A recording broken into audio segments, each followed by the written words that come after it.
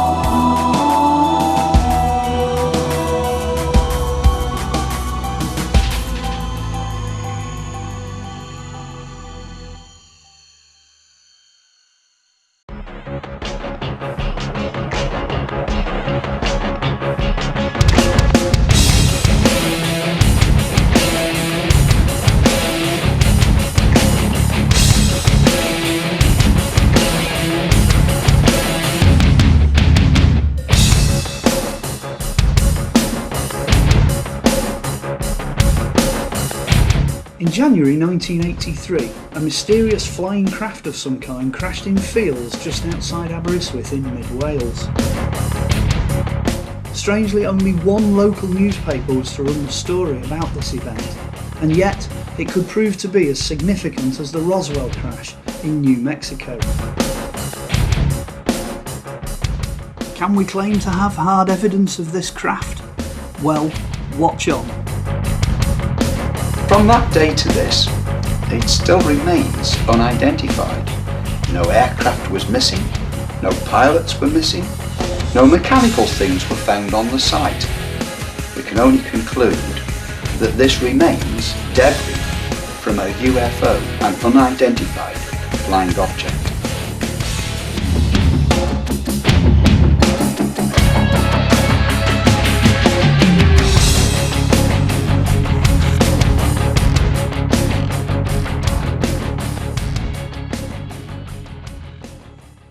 In 1983, one of the world news clipping agencies sent Gary Rowe a clipping of a crash near Aberystwyth in mid-Wales.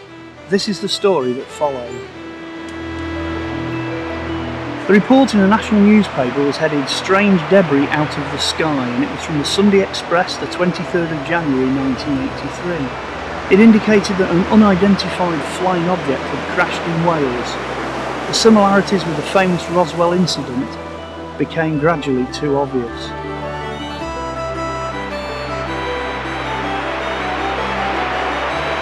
Though Gary was fortunate enough to be living in North Wales at the time, nonetheless the reported incident was some considerable distance, so he contacted the farmer and obtained his permission to visit the crash site.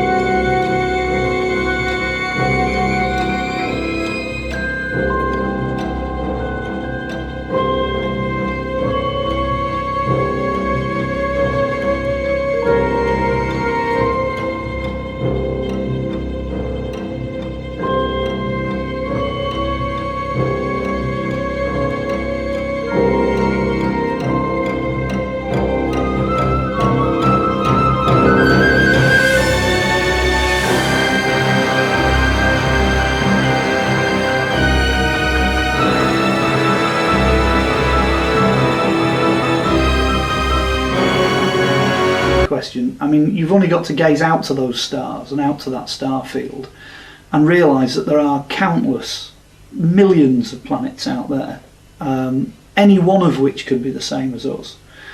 So there's absolutely no reason why there shouldn't be another life form that has developed further than we have. But by further, obviously, that beggars different definition. It's very difficult to say what further would be. Maybe they've survived, they've changed, they've got technology we haven't got, they're using things we don't have. Maybe there is something out there in the universe we don't know about and they've got it and we haven't, travel in the light spectrum or something, so they're able to jump from one place to another faster than we are. So they're doing something we're not. By virtue of the fact we don't know what they're doing, that's what makes them unidentified, that's what makes them a mystery. So I'm quite willing to accept that there is actually life out there. That doesn't present a problem. But the second alternative, which I find more intriguing and it's a lot harder to prove, there is a possibility that we are doing something now that seriously affects our future, and that those people who are out there in the future have found some way to come back. So maybe the flying saucers we're seeing are in fact time machines. They're coming back from our own future to try to influence us and change us in some way, which means that maybe we do survive and we do develop on and we do come up with new inventions and new ideas. Maybe the physics is altered in some way such that we can break through and cheat time in that way. But I think it could be one of those two possibilities. If I was a betting man, if I was going to lay odds, I would say it's either it's a civilization from another planet that's more advanced than us, or it's ourselves or something we've created coming back at this time because it's an important time in our history. The second one's quite appealing because I'm an archaeologist, so in a very physical sense I'm involved in time travel. I'm picking things up that were dropped by people in the past, and the possibility that something may break through from the future intrigues me. I mean, people always look for a third way, and it's a reasonable third way, okay? I know that there are things out there for which we do not have an explanation. Not just in terms of UFO debris, but in other areas as well. When you start looking at things that turn up on archaeological sites that shouldn't, which is termed alien technology, you know, things pop up in places where they're not supposed to, at times when they're not supposed to, you know. Sooner or later you have to accept that there are mysteries out there, which are very difficult to pin on us. It's very difficult to actually say that it's us that's doing them. And in the modern day and age, I think a lot of the books that have been produced and things, it's actually easier for people to believe that it's not us. It's easier to say, well, it must be something else. It's interesting to note here that the RAF search team at the site were unable to recognise any of the debris that belonged to any known aircraft. They also admitted to being baffled as their radar scanners had not detected the incident or anything unusual leading up to the incident. In fact, 2 weeks later they admitted that they were still unable to confirm that it was aircraft material they had recovered, let alone offer an explanation. In their own words, an RAF spokesman said, "The debris certainly had nothing to do with us. We are examining the fragments to try to piece them together in the hope of a clue as to where it came from and what it is."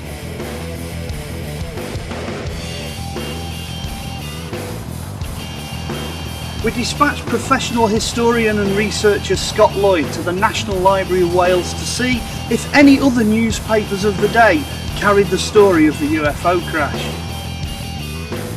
Well, from the date you gave me, I went to the National Library of Wales in Aberystwyth, which is not that far away from the site, and I went through all the local newspapers for a week before and a couple of weeks after, trying to see if there's any reference to an object crashing in a field in Llanilar.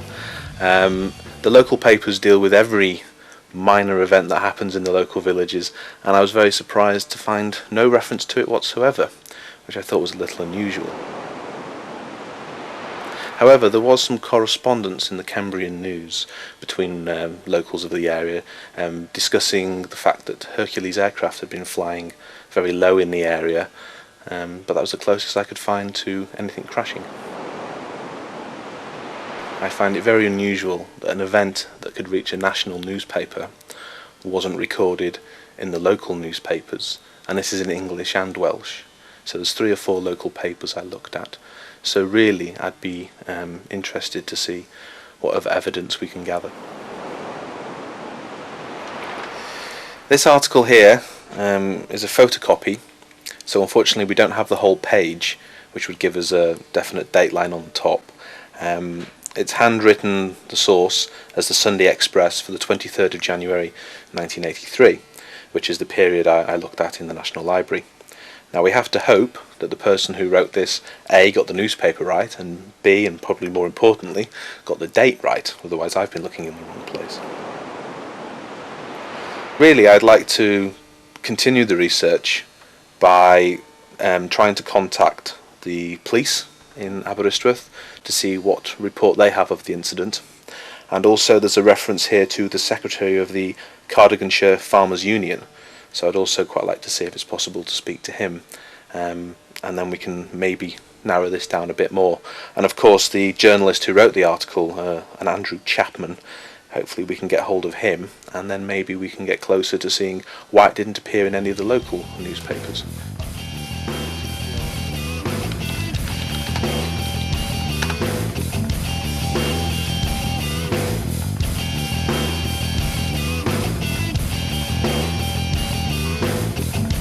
Well, that's the interesting thing. How did a journalist for a national newspaper find a story about a small village in mid-Wales when none of the local newspapers seem to reference it? So that is quite odd. I'd like to speak to the journalist to see where he did get it from.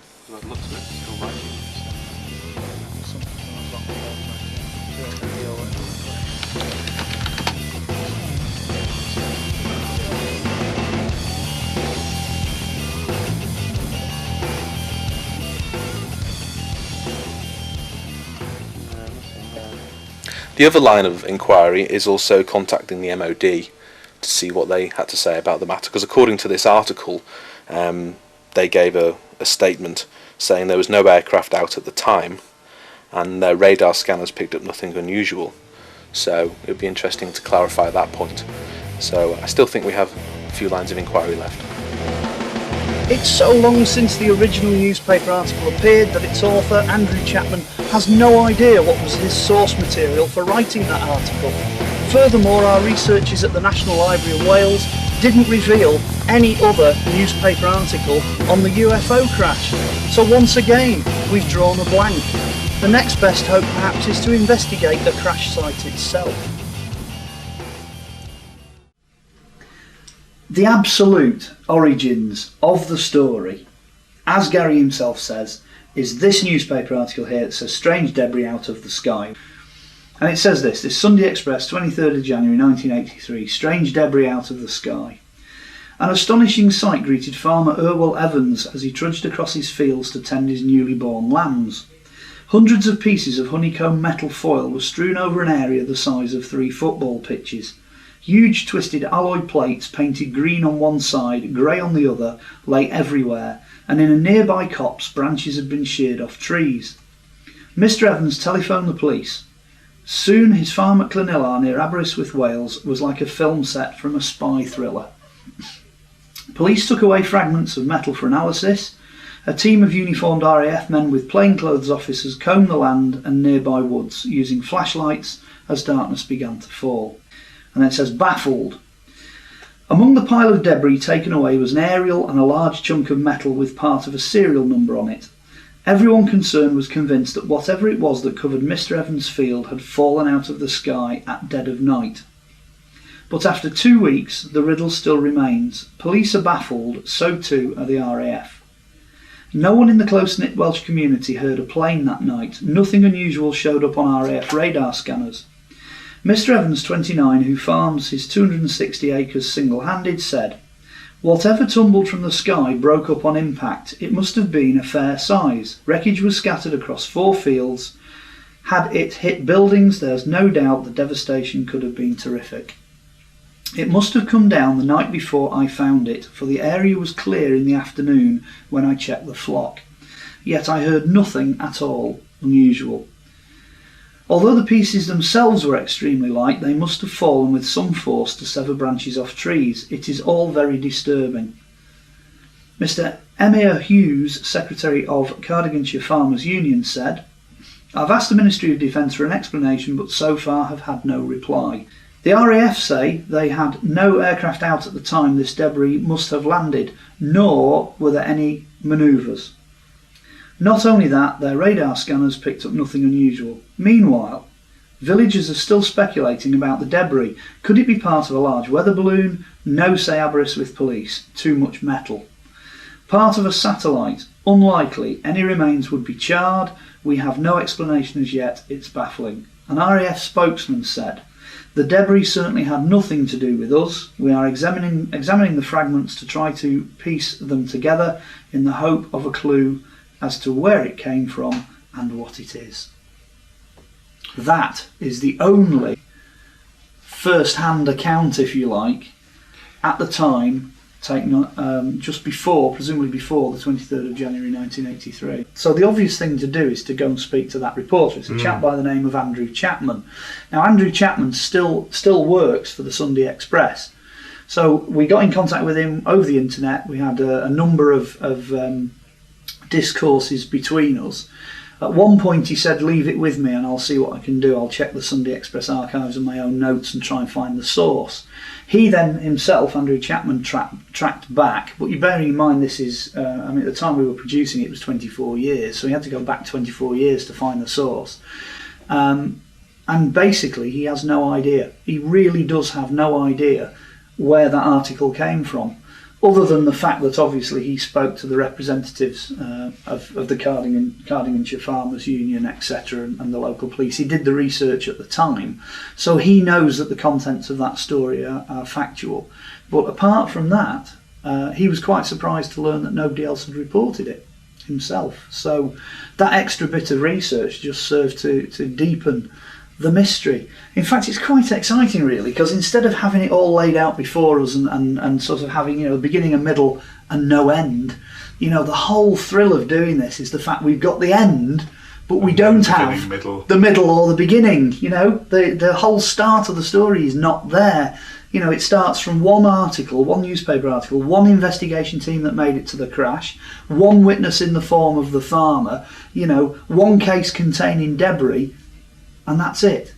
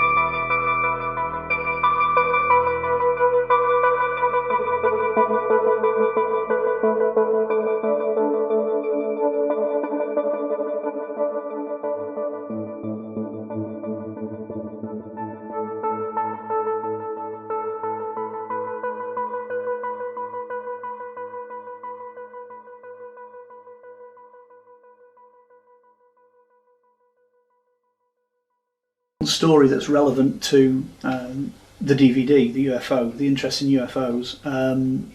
Two UFO sightings. There's two times when I've seen them. One was in 1976, which is in this country the hot summer of 1976, which literally cracked the flags and baked the ground solid. And I was out camping with friends at a local farm, and we couldn't put the tent up, so we literally just threw the tent on the floor, had it as a ground sheet, and slept on that. Which means that you're then out in the open under the stars, out in the countryside. There's no light pollution. It's a beautifully clear night. The heavens just went on forever. Absolutely enormous sky. And at some point in the early hours, I woke up and noticed that coming from the horizon, the distant horizon, one of the stars was moving. So you've got this star that's moving through the star field fairly slowly, you know. And I'm watching it coming and I'm thinking aeroplane, helicopter, you know, maybe something like that. Anyway, it keeps coming, and of course you can see the full sky overhead, and it comes till it's probably not far off central above us. And it's going at this nice, steady, slow speed like that, and then all of a sudden it goes wallop, wallop, wallop, wallop, gone. What on earth is that? What star, you know, at that distance, because it looked like part of the star field, is capable of bouncing literally left, right, gone, at that speed across the entire sky, you know? And you sort of, you know, you blink and you pinch yourself and you wonder if you're still awake. And, you know, so that was the first, if you like, that's the first encounter with anything like a UFO. Then a year later, the next summer, I'm up on top of a local hill, which affords a particularly good view of the Mersey Valley. And again, I'm not up there for any other reason than to enjoy the view. It's early evening, sun's gone down, but there's still a sort of blueness to the sky. And you can see the steam coming off the local power station, and you can see Warrington, it's beginning to light up. You know, there's a hint of light there. And as I'm looking up towards Liverpool, you can see a light coming up the Mersey Valley, following the river itself. The unusual thing about the light is it looks like a helicopter, but it looks like a helicopter with 3 searchlights underneath. So you've got these lights scanning the ground, looking for something. So you think, oh, it's got to be a police helicopter. You know, there's a hint of colour to the lights as well.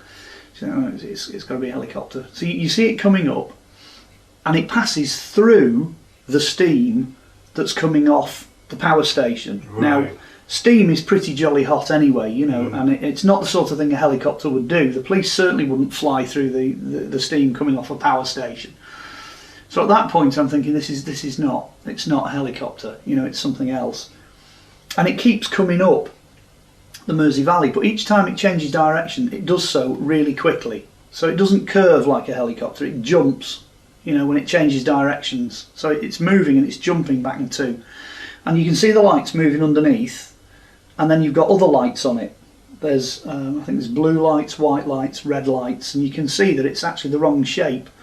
It looks exactly like something out of Close Encounters of the Third Kind, you know, it really does. You've got that flare off the lights and everything. You can see it coming up the Mersey Valley.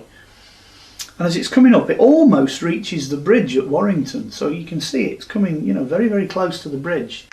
And all of a sudden it just goes out. The whole lot, all the lights just go out completely, and you can just see a shape vanish at breakneck speed straight up, vertically into the sky, gone, literally wallop straight up. So all you saw is this blur. It looked like a black blob heading skywards, you know, but everything just went off like someone had pulled the plug, and then it just heads straight off. Now the interesting thing is, there's a book around called Mysteries of the, I think it's called Mysteries of the Mid-Mersey Valley, and on the cover it shows the lighthouse down at Hale, with a flying saucer with a light coming out from underneath. And I noted at the time the date, because I had a diary. I noted the date. I can't remember off the top of my head now what it was, but the date is the same date as Jenny Randalls, who wrote this book, included the story of this UFO doing exactly what I saw this thing do. The only difference being the witness who saw it from that end of the Mersey didn't see it disappear, because they lost sight of it before it arrived at Warrington. So independently, and we're talking probably 15 or 20 years after the incident, this book comes out, independently the incident's confirmed by a second viewer. So I've seen them. I've seen these things flying, and flashes in the sky and other shapes, and I've met people who have talked extensively about encounters they've had. So yes, they're out there. I definitely know they're out there.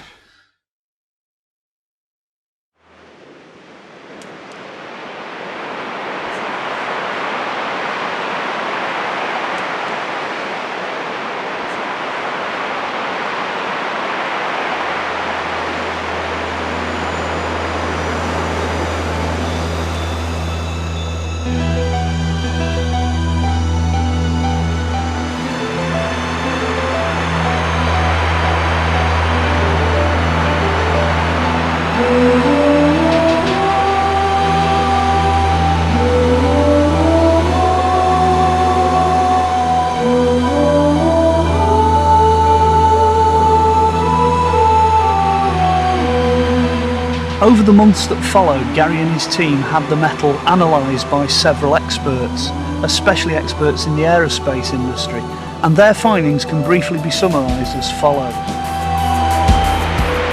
The metal is a form of duralumin which is not inconsistent with material used to build fighter aircraft, although they express surprise at the high quality of the sample. They were unable to identify the green paint substance or the grey reflux surface, but they were adamant that this green painted surface has not formed part of the outside skin of any aircraft, as the mystery paint is not sufficiently aerodynamic.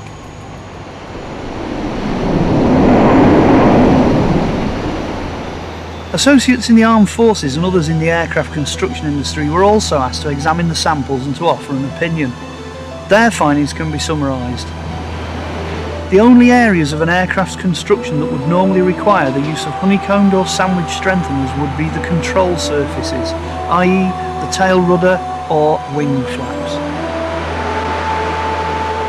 With a smile, one expert said, "There is no known aircraft that could lose that quantity of its control surfaces so as to cover several fields with metallic debris and survive. I suggest that you go back and look for something big with engines sticking upright out of the ground." The investigation team returned to the site for a second time to search for debris, but were unable to find any other scraps of the mystery foil or metallic plates. Undaunted, they made plans for a third visit, this time with more sophisticated equipment to aid their searches. However, they never made that third visit, for just before they could return, the Forestry Commission arrived and promptly set about removing the wooded copse. They said it was necessary because of wind damage.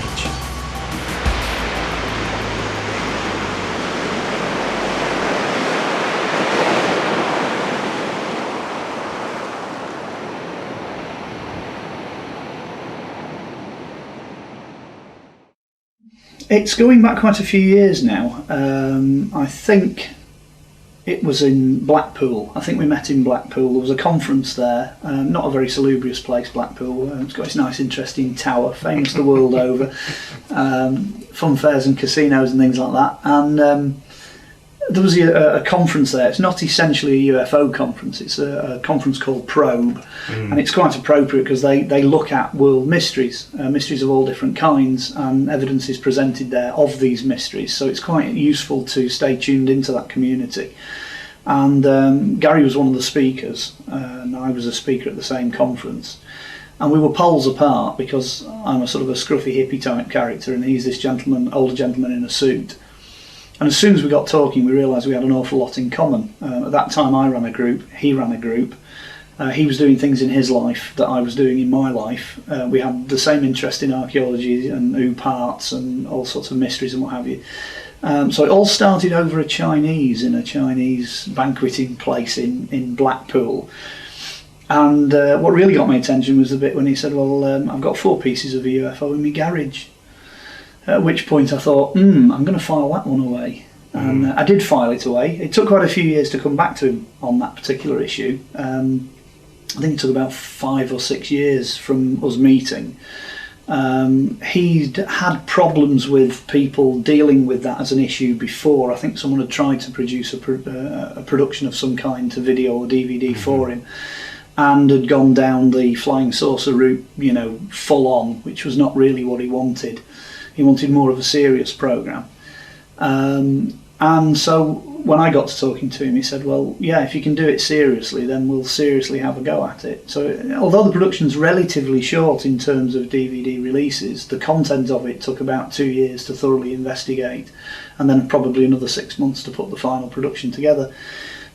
Consequently, I've known Gary now for about 8 or 10 years, Well, in '83, I was running a UFO group in Deeside, so I had a lot of people very interested in UFOs with me, and a team ready to go with all sorts of equipment and so on. When all of a sudden, I pick a newspaper up one day, I think it was the Daily Express actually, and there's this article, Strange Debris from the Sky, and it tells of a story of a farmer down there near Aberystwyth, on a farm at Llanilar. And this farmer claims that he went out one morning and found all this strange debris on his land.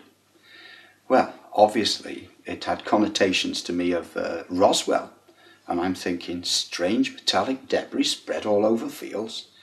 So immediately I got a small team together and we headed off. We spoke to the farmer on the telephone, and this very nice gentleman, Irwell, was really helpful, and he said, come down by all means. And we did, and when we went down there, he led us out from the farm, and he took us out across these fields, and he said, here before me in the morning, spread out over 4 fields, was metal fragments, metal plate, all convex shaped and glistening metal foil all over the place, spread over an entire 4-field area. Obviously, when I got there, there was no metal because, as he explained, that morning he got up and found the fragments and immediately rang the police, suspecting that he'd had a plane crash on his land. The police arrived and duly they walk around and they examine the fields, and obviously they can't be of a lot of help. They recognise that there's this metal foil there, so they contact the crash retrieval, RAF crash retrieval. Gentlemen arrive from that and they walk over the land hearing the same story and examining this material and saying to each other, gosh, this isn't an aeroplane, we don't really know what it is. So they leave all this evidence in place, and much later that same day there's arrival of people from the Ministry of Defence. Now there are plainclothes people here directing uniformed officers. They've got all sorts of equipment, and in the words of Mr. Irwell himself, he said, it's like a scene here from James Bond. They've got lights all over the place, it's barricaded off, and they're out there collecting these pieces of material. Well, by the next morning, when Irwell got up to see to his lambs and so on, he went out there and it was gone. Every piece of metal and the MOD, completely gone.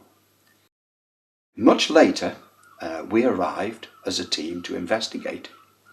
Obviously, they hadn't left a fragment anywhere. We searched the fields, we were unable to find any of it at all. In fact, the 3 people that were with me were really despairing in the end. You can imagine how excited we were, the chance of finding some of this debris.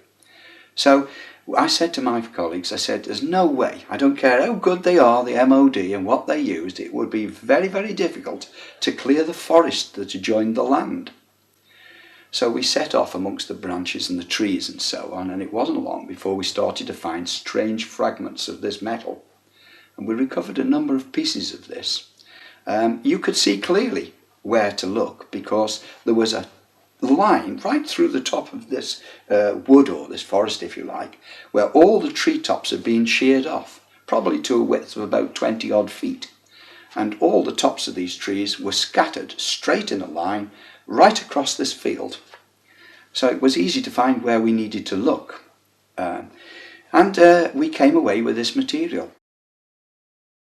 Obviously we planned to go back with more people and make a more thorough search, taking more equipment with us.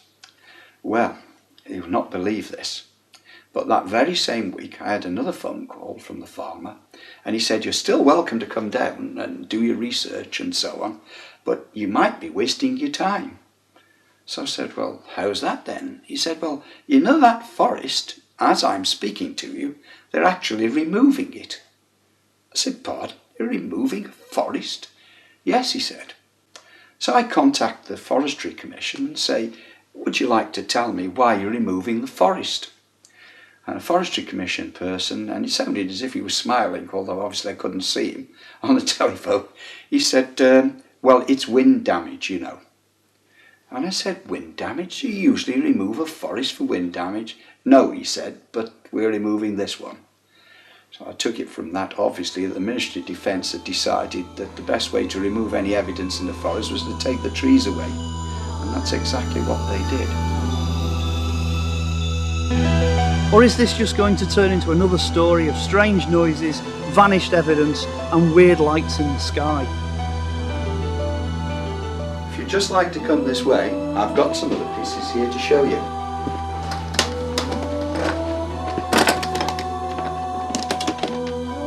There it is. As you can see, this large piece is almost like shattered glass around the edge. In fact, the only straight part of it is where we've had to cut samples for testing. On top of this grey material, this resin material, stood this sort of honeycombed metal. A sample of that in the case there that you can see, almost like tin foil, giving it enormous strength across the outside. So if you can imagine, we've got this material sandwiched between 2 plates. You notice that it's all completely shattered around the edges, almost like shattered glass.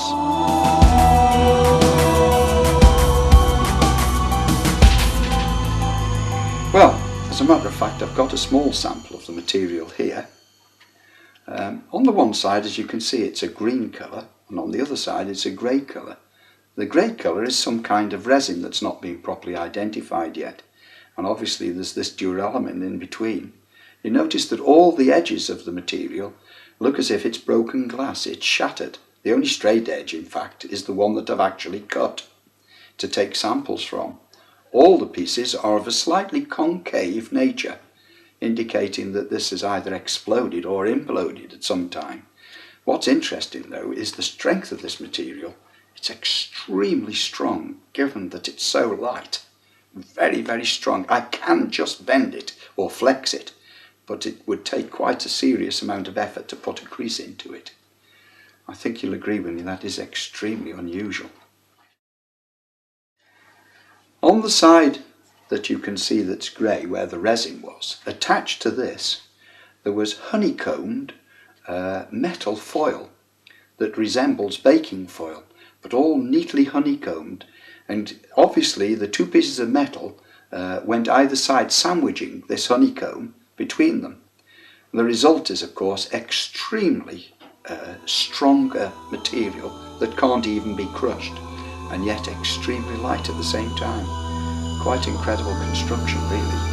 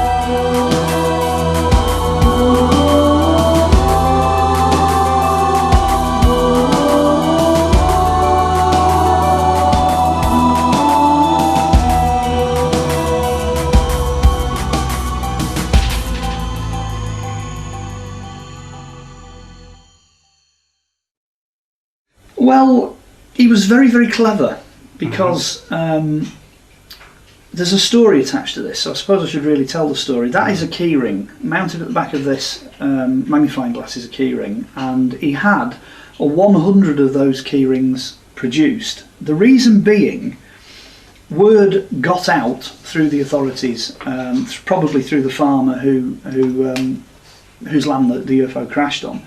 Word got out to the authorities that pieces of something had been recovered, and the classic thing is you hear of these big black cars pulling up with all the windows blacked out, you know, the doors open and the gentlemen get out and they're all in black with dark sunglasses, you know, and passes hanging, you know. There is a measure of truth in that, because these guys actually did turn up and came knocking on Gary's door. But Gary's answer was, okay, I'll do you a deal. And I thought this was incredibly clever. His answer was, I've produced 100 of these keyrings, he said, with fragments of the UFO in, and scattered them amongst people all over the UK. And the deal with the men in black was very simple. If you don't come after my pieces, I won't tell these 100 people to give their pieces to the media, and that was 25 years ago. So 25 years ago there were 100 of these little keyrings knocking around, and of course the gentleman, the men in black, thought, okay, there's nothing we can do, the truth is out there, it's got out, you know, he's allowed these pieces out, we can't possibly get all 100 pieces back because they're scattered around people that we don't know. And they literally, in silence, got back in the car, drove off, and were never seen again. But as I said, that was 25 years ago. The atmosphere has considerably changed now in the UFO community. And I was fortunate enough to acquire one of the pieces, so there it is. I don't know if anyone can actually see that. Now, following that, obviously we were very curious with these pieces of metal that we'd recovered to find out what they were. And we were very lucky in the end to have someone who was a foremost metallurgist to take these pieces and investigate them. This person is associated with the aerospace industry and therefore had all the facilities to go ahead and do this sort of research. Well, eventually I got a report back. I must admit that most of it went clean over the top of my head. I'm not a metallurgist myself, but the gist of it is that the metal is some form of duralumin, which is not inconsistent with the kind of thing that you build fighter aircraft from. But there were strange anomalies in it that interested these people. They were talking about a strangeness to it. Its strength to volume ratio was extremely high. And also they were talking about a sort of pure alloy. Now you can get a pure alloy, I'm not quite sure, but the purity of it interested them. They were utterly convinced that they knew no one that could make this metal, and they were very much obviously like to make it themselves. They thought this was just the stuff we ought to be making aeroplanes out of. The result of it was that we had to settle for that information, and to this day nothing else has occurred that would indicate it's anything other than that, although we have had separate tests done on a few occasions. It also had some kind of strange resin on one side of it. The nature of this has not been fully analysed, although we are aware of some of the chemicals that it's composed of. And I'm told that the colour, this coloration that was on one side of it, is not an aerodynamic material.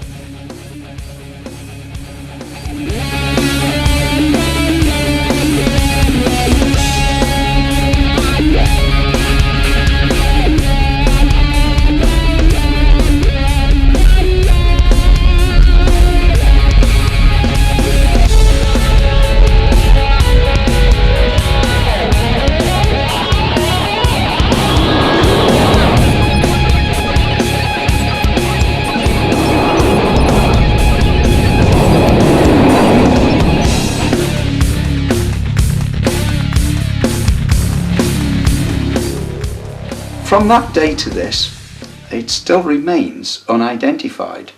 No aircraft was missing, no pilots were missing, no mechanical things were found on the site associated with. There were no rivets in the construction of any of this material, and whatever this strange thing was that flew that night over that farm, it managed to explode all this material, cover 4 fields with it, and then fly off again undisturbed, it appears. It's quite remarkable, and as this has not been identified in the last 20 odd years, we can only conclude, and this is as far as I'm happy to go, that this remains debris from a UFO, an unidentified flying object.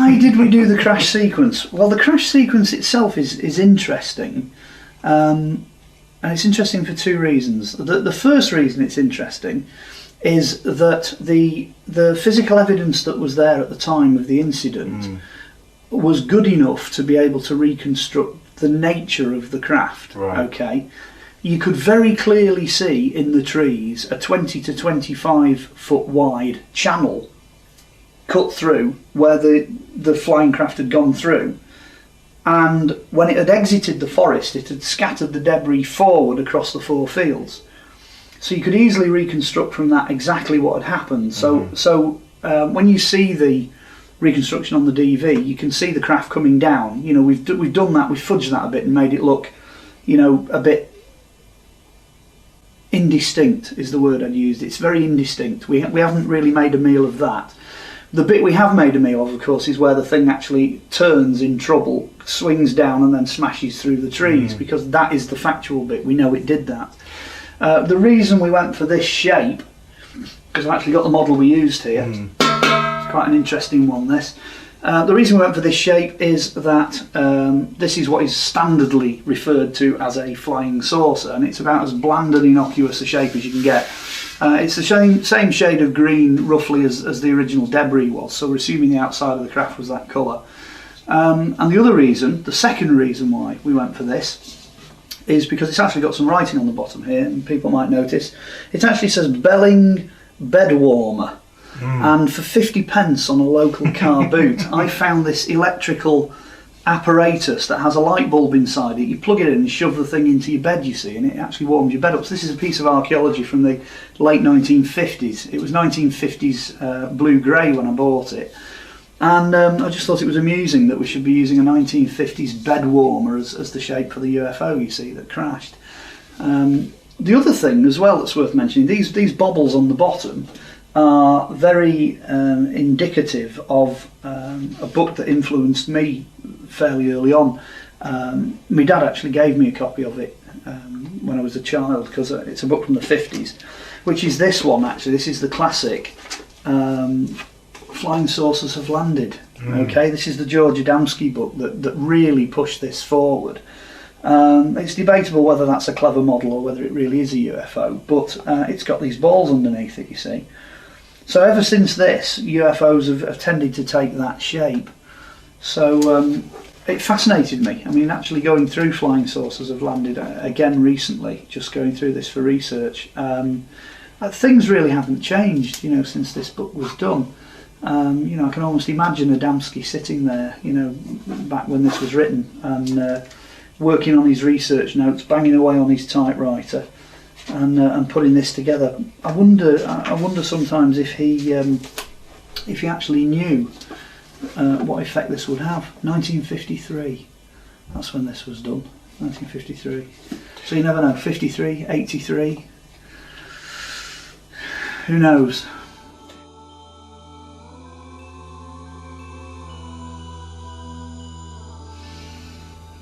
If it's human, somebody out there has the answer. Somebody out there knows the answer. And if they're not telling us, then they've got a reason to not tell us. They've got their own agenda. And therefore, if it is human, then the rest of us mere mortals, will just have to continue with the limited knowledge we have. But if anybody out there does know any difference, answers on a postcard.